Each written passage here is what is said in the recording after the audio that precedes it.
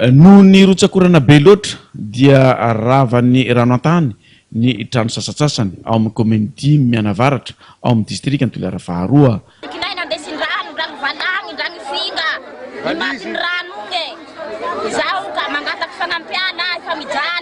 Tonga nijery tany fotony ary nanolotra fanampiana vary fololasaka, labozia, savony ny filoalefitry ny antenimiram-pirenena. Andao tsika tena hijery any fotony ny tena fahavoazana, ny tena zava-misy marina na ny manenty maso efa zava-dehibe ny maharaika antsika.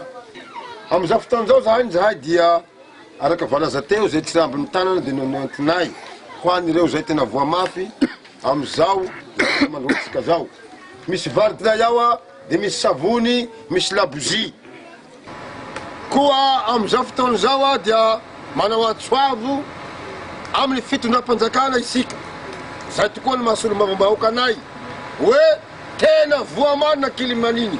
Misaotra bevatanareo lahy amin'ny famonjianareo anay. Tsy vitany namangy anay avao nareo na nijery maso anay fa mbony tondra zavatra hanampianareo anay. Avy eo nijery ireo trano rava ny filoalefitra Andriamatoa JB sy ny chef de district Toliara Faharoa.